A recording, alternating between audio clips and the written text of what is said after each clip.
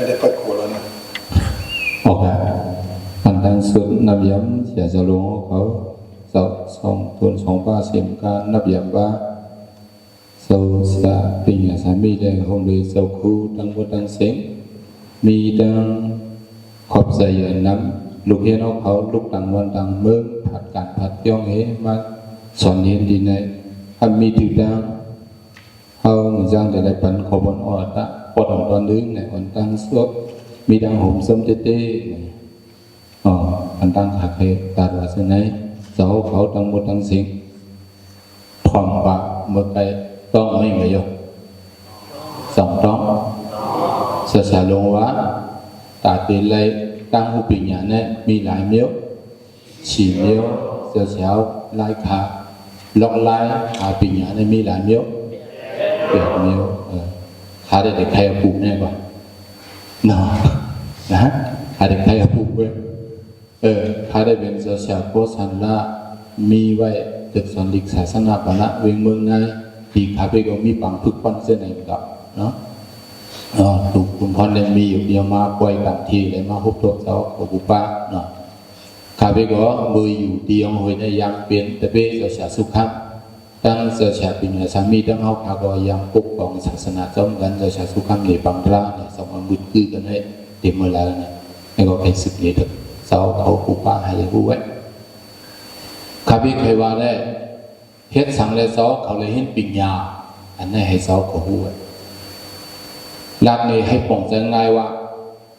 ใจเขาอันเป็นชีคาเปื้อนเหี้ยวเลยตุกเต็มต่อหันยังเดี๋ยวนี้เขามีปิญญาจงบอกใจอันไหนขาใครเสาเขาผู้ไว้กูปะอันเขามีวันมีเมืองเขามีศึกมีเคยอยู่ที่เลยเขาเลยอยู่เตาเบิ้ลปิญญาเขาผ่านเต็มทนแต่ว่าปิญญาเต็มทนก็ตื่นจะได้เป็นเส้นไหนเว้ยนี่ได้รัดปดตอนแทงอันนั้นพอเมเจ้าเขาเอามาไว้ที่การที่จ้องเสียสมาเจ้าเขาทำเอามาส่งที่ไหนเนี่ยใครเจ้าเขาโมซุกมันดินโลกะแต่ที่ซุกมันดินโลกะเนี่ยหลวงปู่เจ้าว่า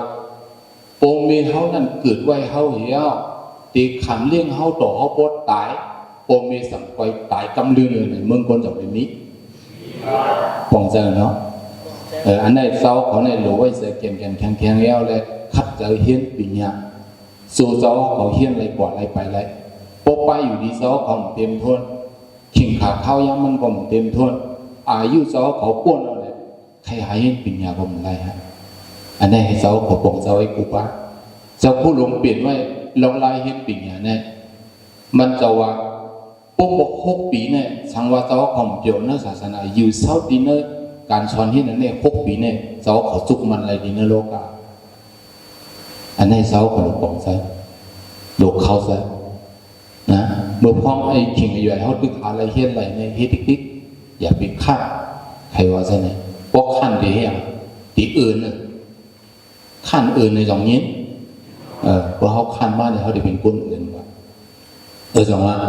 อันนี้เจ้าเขาหาอะไรปองใส่ถ้าใครตึกชนปอดดอนเด็กใครเนี่ยมาปู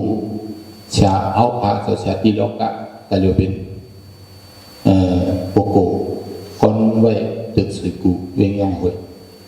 มันจะลาไว้ว่าในโลกะเนี่ยมัดตัดตินโดปิญญาหูดีมาชีมัดต้มตินโดปิญญาดาชีในโลกะในปิญญาอะไรก็หลงโมอันหลงโมมีว่าปิญญาเนี่ยปิญญาโตพายังหลงโมสองเนี่ยเช้าอุศติกาให้นั่นน่ะอาบนโตไพ่เกี่ยวกับที่ตรงเลโลตรงโปโกลงเนี่ยมันกว่าตัวอยู่กว่านี้ว่ะกำเนิดมามันนำนอนว่ะเผิงวนขึ้นเขานอนบนน้ำโตไพ่ไหนเขาในวันนี้ยังวนก้นตายนั่นน่ะก้นตายบนโตไพ่เหมือนกันเนี่ยห้ามจะไล่เนี่ยมันดุกด้วยมันวนขึ้นเขาเนี่ยโมหังผมดีเนี่ยสองว่าจะฉาลงเขาว่าในโลกาเนี่ยอันดีโมเนี่ยมีว่ะอันดีสุนทรก็ยังมีว่ะมันตัดตินโดปิญญาหูดีมันสิมันตรงตินโดปิญญาดาสิในกรณีใครมีอภูมิเจ้าเขามีคนก่อปิญญาแข็งปีกลางปลาล่างเฮามันหนักมันสอนอะไรมันหนักมันสอนอะไรเนี่ย 1 ปีเนี่ยซ้ำมี1 เดือนวะต้องเนาะ1 เดือนเนี่ยซ้ำมี1 วัน1 วันเนี่ยซ้ำมี1 นาทีมีหลายเดียว3 เดียวในนะปีนี้มันเนี่ยเขียนมอกาเหือเนี่ยก้อยกาอันมันเรียนไล่ปีตามกาลาเนี่ย1 ปีซ้ำเต็มมี1 เดือนนะ1 เดือนซ้ำเต็มมี1 วันเลย1 วันซ้ำเต็มมี1 นาทีเลยห้ามเขียนมอกาเหือเนี่ยตัวไม่ใหญ่ๆยุ่งนาอันเวอไม่นำนั่นพอมันจะหลดกระถางเสียดข้อเอวไปเขากว่าเหยียบไปดีหักไม่นั่นเองขึ้นหลดกระถางเสียดกำเหนียวปอกมาเปิ้งปอกมาในไหวด้วยขึ้นในหลดทางกระถางเสียดกำเมื่อในปงซี่เวอไม่น้ำมดในโดดเนี่ยเย็นเป็นเงินหมด2 แค่นั้นนะเนี่ยนะเพื่อกับคนเฮาในบ่มีปิญญาในเสือในมันอันใครเฮ็ดนี่เบิ่นนั่นกำในมันปิญญามันในมันแข็งเอามันห่วงมันก็ซ้ำอ่ะอีกตัวไม่อ่อนๆซึ่งมันเฮ็ดเป็นได้เอาเนี่ยมันบอกเบิ่นมากเนี่ยเอาได้เนียมันตัวขิงผ่านเดือนวันยาวเอาได้เนียปิญญาสุไว้กับเอาเนียได้สุให้เอาซื้อเอาเงินน่ะเอาที่เฮ็ดนี่หัวของเพราะว่าปิญญาวันนั้นในก้นนั่งนโมเข้าเสือหรอกเสียงก้นใหญ่ก้นหลวงจองเข้าเสือกำในมันบอกเฮ็ดนี่เนี่ยหลอดกระถาเสียบกำไปเขากว่าเหยียบหลอดกระถาเสียบกำออกมาบนหลอดกระถาเสียบกำจีทั้งกำบอกเงินเลยหวังไม่ได้เย็นเป็นเงินหมดหมดเอาเลยกล้าสุดให้เอาซื้อเสียงมันบ่ดื้อกว่า2 ลื้อกำในปิญญามันมาปั่นเพมันละส่วนว่าส่วนรังแห้งส่วนน่ะมันมีเงินน่ะหลงเสยิ้มเขาว่าคิงว่าในเขียนเอาก็เงียบมาในกำในห้องมาครับเนี่ยเจ้าเก่าเฮ็ดนี่เพิ่นวันนั้นวันในเฮาฮู้เฮาในย้อนมีเงินในแลส่วนกินหนังเฮาเต็มในส่วนกินเฮ็ดในเฮาเนี่ยต้องได้แลครับเนี่ยต้องได้แล1 ปีเนี่ยมันมี1 เดือนไงน่ะ1 เดือนถ้ามี1 วันซ้ำมี1 นาทีไว้น่ะมันไหลหานึกยามคันมันมีเส้นไหลเจ้าของไทยเฮ็ดเฮาเนี่ยนี่เฮ็ด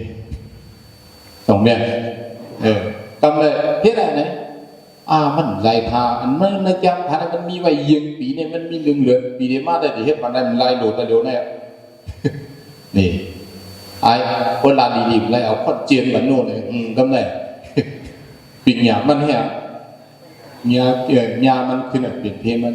กำลังหลับสนใจเฮ็ดอยู่ไรโอ้ใจเฮ็ดไรเนี่ยคนก็เนี่ยมันตั้งใจเฮ็ดปัญหาแน่เขียนเวลานี่ส่งตายอย่างปิญญาอันนี้ในอปุอันต้องย่อเด็กใครอปุยังอันอปุไม่ก็ต้องมือกูบอกเนี่ยตาดีโมปิญญาเนี่ยตีไรกว่าเมืองแค่กระสุนแต่กระดูกมีคนมีปิญญาตั้งหลงในกว่าอยู่ไว้ดีเมืองแต่กระสุนอะไรคนก็อะไรก็ยังพวกใครมีปิญญาเนี่ยแต่เลยกว่าเมืองแต่กระสุนก็ไม่ไล่สอนปิญญาเมื่อกูบอกไม่มีหลายมิว3 มิวมีหลายมิว3 มิวนั่น3 มิวเนี่ย1ปันเงินในสอนเนาะปันเงินเหมือนเช่นเขาว่า1 เดือนกาเหือ1 ปีกาเหือปันเงินเต็มการนะกูบอกนะปันเงินในสอนหมาย2มีเงินเนี่ยอะไรขับเฮ็ดข่าวปัดเพียวดีขึ้นดีเย่สักโพสักเลี้ยงตีเยอะส่วนเยอะสำนักการมันมีผ่าพื้นเด็กนั่นในขับเฮ็ดข่าวใส่สอนปีนี้เนี่ยหมาย3เงินก็ขับเชียงคาก็ขับเฮ็ดแต่ที่โมปีนี้กูบอกเลยมีหลายมิวแต่เดี๋ยว2 ป้ายมิวก็อยู่ที่หันเสียให้สอน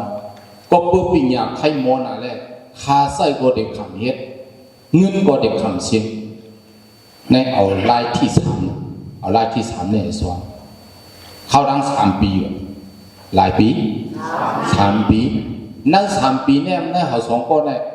ตากองเนี่ยขึ้นยาวก็ขึ้นอะไรเลยปิญญาเนี่ยมันเอาไปหมดซะก็อาจจะซึ้งสั่นสักกว่าคนคือก็มันคือเนี่ยคนสอนเขามันสอนเนี่ยกวยกองเนี่ยพวกคืนเอาเนี่ยก็วนซ้ำมันนั่นเช้าว่าเมื่อกี้เนี่ยดูวนซ้ำตีเกียบใครว่าตีกวางใครว่ากองซ้ำปักใส่สอนเด็กๆกองซ้ พวกเราก็บอกแต่ว่าพวกเขาใส่สอนพวกสอนจะลืมมือคือบอกเราก็ไม่เนาะกำเรือนหลังส่วนมา3 ปีก็เตี๋ยมอปอกมากขึ้นเนี่ยก้นกูบอกเนี่ยเป็นซ้ำอย่างเมื่อกูบอกได้เพราะด้วยนั่นเองนั่นเพื่อเมาเนี่ยเด็กเก้าเช้าเนี่ยเห็นเก้าเนี่ยเพราะหันเช้าก็เนี่ยถูกสายแล้วเนี่ยยุกมือหนีเนี่ยพวกมือเดียวเนี่ยก็ยุกหนีเนี่ยบริวารไอหยอกไม่เยอะนั่นเนี่ยบริวารเนี่ย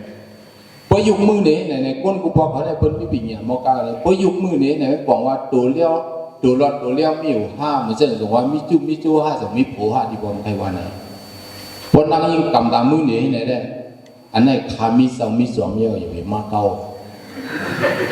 เมื่อเรียว2เนี่ยเปลี่ยนอะไรเป็นอะไรนะก้นกูบอกเนี่ยให้ชนะนะแต่เด็กเก้ากันเนี่ยนะหัวก้นก็เนี่ยเป็นเมาว่าเป็นชาวห้าเนี่ยเนอะแต่ว่า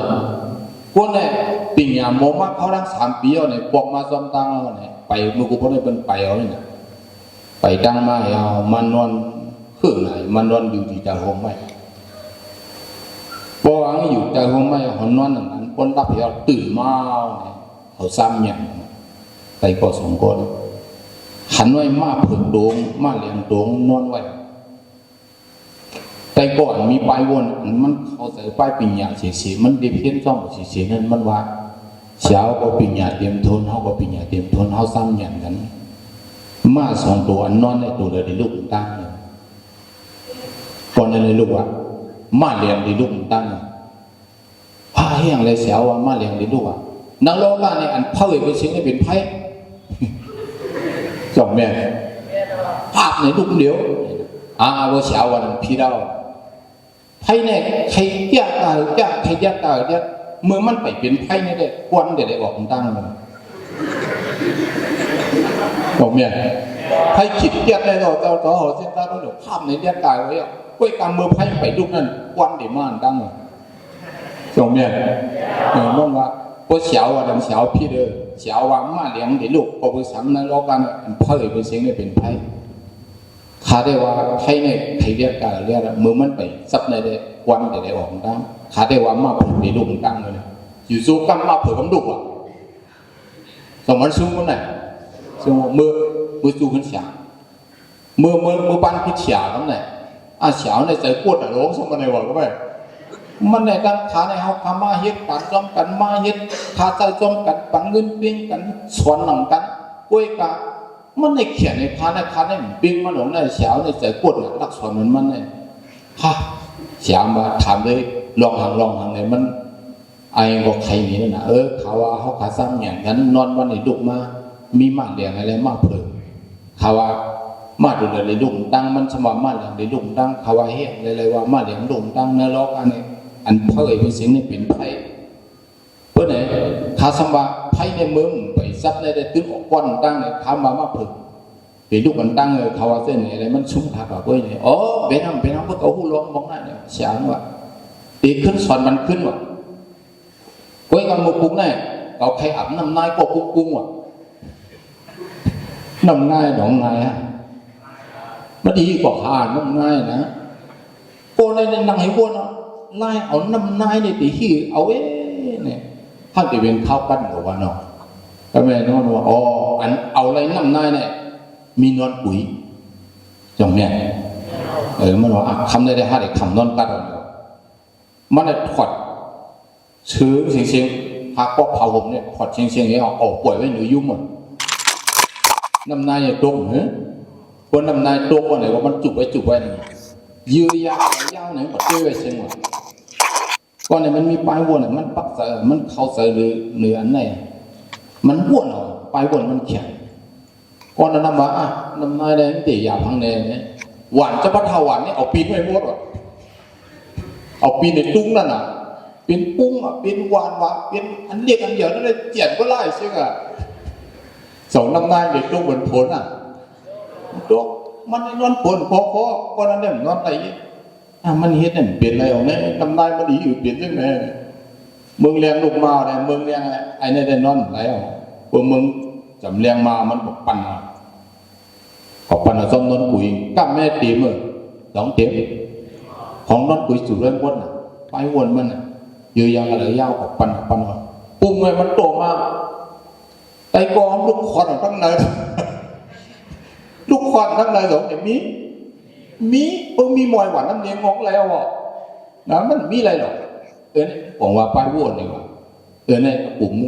ชุ่มมันกว่าดีเนี่ยถ้าใครว่าจะเขาเห็นอีกเนี่ยว่าอย่าไปขึ้นหลอกขึ้นหลายสองเนี่ย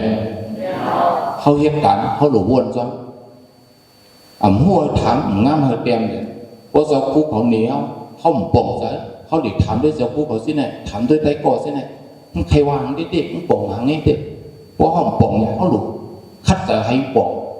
นะอย่าไปขึ้นเอาเจือเอาเสียงเนี้ยมากขึ้นย่อเนี่ยกำลื่นเหมือนเช่นเอากลุ่มมือไกลไงสองเด็กทูบ่เว้นนะใครเอากลุ่มสองอันเนี่ยแม่น้อยอยู่สองหันเจ๊สองเก็บสองแม่น้อยเจ๊นั่นใครเขาเขาว่าเฮียงได้มาสอนเฮียนะเนี่ยตาเขาติดซุกมันในโลกะสองเนี่ยกำลื่นบ่อห้องมีเนี่ยก็เขาอยู่ในตีเฮือนตีเย่ก็ให้เขาเป็นคนอ่อนโหเพิ่นเขาอยู่ที่การที่เกี่ยวก็ให้เขาเป็นคนอ่อนโหเพิ่นเพราะเขามีปัญญาเดียวอ่อนโหเพิ่นบ่อยากสองเนี่ยปมเนี่ยได้เกิดไว้เขาตายเขาสั่งไว้ตายนี่มันเป็นไรเนี่ยเขาก็มากำลึงกว่าดีกว่ากำลึงด้วยเนี่ยจังหวะคัดเจอเห็นปัญญาเอาปุ่มสองอันนี้เก็บสองอันนี้ใส่ปูป้าเสขาปียันสุวรรณเจ้าผู้เจ้าเฉลิมยาสามีเลยผมเลยเจ้าผู้เขาตั้งเสกผมเลยลูกเห็นเขาตั้งเสกเนาะตั้งสุดตั้งมุงมั้งให้เต็มทนให้เหมือนเสือปูเจ้าปูป้าเสกกับเลยจ้า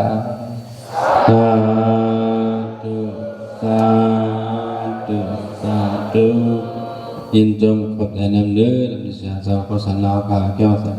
ศาสนาบ้านเราให้เมืองในอะไรบันถังพาดอนสอนขอสั่งสอนเอาไปยินทำนำติดขาพากับอ่านกันเจ็ดเพลงกุศลมีดีแลกุศลพานะครับ